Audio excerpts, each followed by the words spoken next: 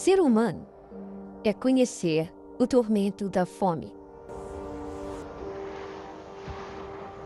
Certa vez um homem sonhou que com a ciência poderíamos criar um mundo onde ninguém morreria por falta de alimento e a fome não existiria mais.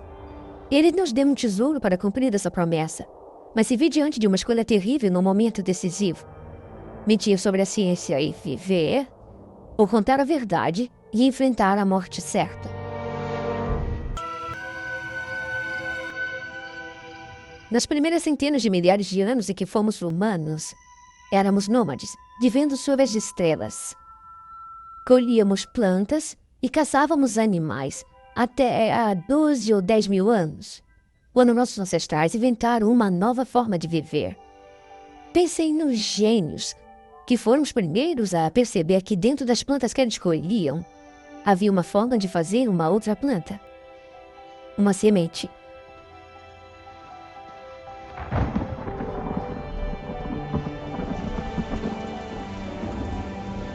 Essa descoberta levou à escolha mais importante que a nossa espécie já tomou. Nossos ancestrais podiam continuar vagando em pequenos grupos ou podiam se estabelecer para criar animais e cultivar a própria comida. E isso exigia sacrifícios por recompensas que só viriam muito depois.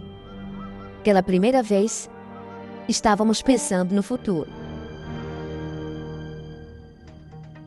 É claro que essas decisões não foram tomadas de repente. Elas ocorreram ao longo de gerações. Parece muito tempo em termos humanos, mas na grande vastidão do tempo cósmico, foi a menos de meio minuto. Esse calendário cósmico comprime todos os últimos 13 bilhões e 800 milhões de anos desde o Big Bang em um único ano terrestre, à meia-noite do dia 31 de dezembro. É a época de hoje. Cada mês representa pouco mais de 1 bilhão de anos.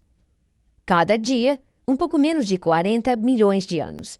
E todos os grandes feitos da humanidade aconteceram nos últimos 2 minutos do tempo cósmico. Somos muito jovens em relação ao universo. Nossos ancestrais começaram a domesticar animais e plantas a menos de 30 segundos no calendário cósmico. Pela primeira vez, os nômades estavam se assentando e construindo coisas para durar mais do que uma única estação. Eles ousaram tocar o futuro. A torre de Jericó deles ainda está de pé. Seria uma torre de observação, protegendo a cidade de invasores? Ou só uma forma de chegar mais perto das estrelas? Foram necessários 11 mil dias de trabalho para a sua construção. Algo que somente seria possível com os excedentes de comida fornecidos pela agricultura. Esta é a escada mais antiga do mundo. Ela já tinha 5 mil anos de idade quando a primeira pirâmide egípcia foi construída. E subir seus degraus é seguir os passos de 300 gerações. Não é impressionante que pessoas que mal tinham deixado de ser nômades pudessem criar algo assim tão permanente?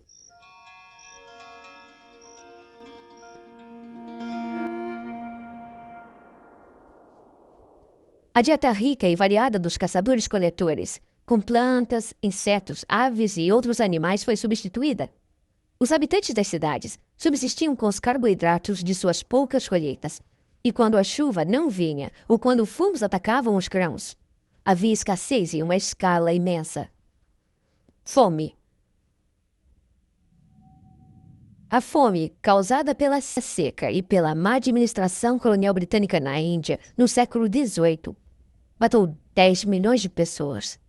Na China, durante as fomes do século XIX, mais de 100 milhões de pessoas morreram.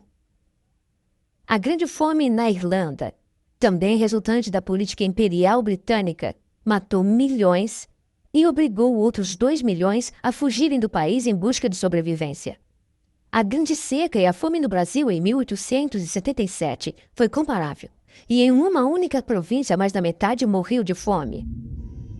Os mortos foram incontáveis nas fomes que atingiram a Etiópia, Ruanda e Sahel, na África. Durante 2000 anos, desde que os registros são feitos, em algum lugar na Terra, pessoas em grande número têm passado fome. A agricultura poderia se tornar uma ciência tão confiável e previsível quanto a gravidade que pudesse consistentemente produzir espécies capazes de resistir à seca e às doenças? Agricultores e criadores conheciam as vantagens de selecionar os espécimes mais resistentes para procriar, produzindo híbridos de maior sucesso. Essa era a chamada seleção artificial, mas a forma como esses traços eram passados para as gerações seguintes continuava sendo um mistério completo. Esta é a casa de Charles Darwin, onde ele morou com a mulher Emma e seus 10 filhos. Ele não era o típico patriarca vitoriano autoritário. Em vez disso, era um pai dedicado e amoroso, que se deliciava com as brincadeiras dos filhos. Este é o jardim que ele plantou.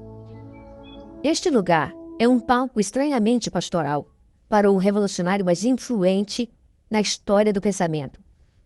Mesmo hoje, há quem tenha medo de suas ideias. Charles Darwin descobriu que as espécies, incluindo a nossa, evoluíram ao longo do tempo através de um processo de seleção natural. O ambiente recompensa aqueles que melhor se adaptam às suas realidades mutantes com a sobrevivência e com novas gerações de descendentes. Darwin desmistificou a realidade externa da vida, mas ninguém tinha qualquer ideia de quais eram os mecanismos internos da evolução. Nesse mesmo momento, um abade em um mosteiro rural na atual República Tcheca tentava se tornar professor de ciências. Gregor Mendel foi reprovado 2 vezes no exame de qualificação. A única carreira possível para ele era de professor substituto. Assim, no seu tempo livre, ele começou a estudar as ervilhas.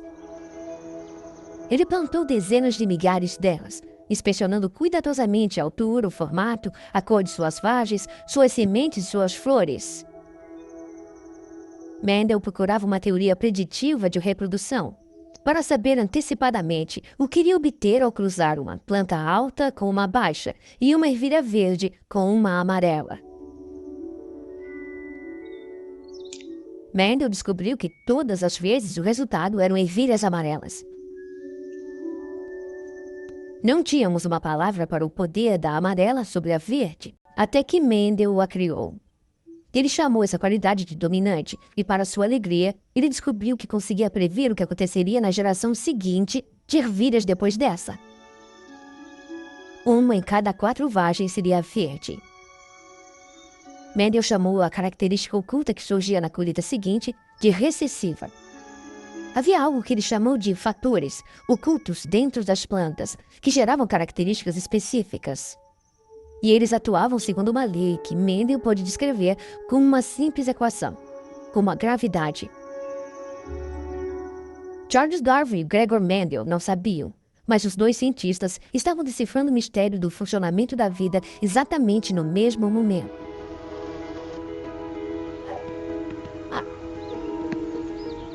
Darwin apresentou a prova de uma base comum a todas as formas de vida. Apesar das nossas pretensões de termos uma origem distinta e superior, éramos, na verdade, parentes de outros animais e vegetais. Tão parte do mundo natural quanto qualquer outro ser vivo. Mendel descobriu que havia leis regendo a forma como as mensagens da vida são passadas adiante. O professor substituto inventou um campo totalmente novo da ciência. Mas ninguém notou durante 35 anos. Ele morreu sem saber que o mundo veria como um gigante na história da ciência.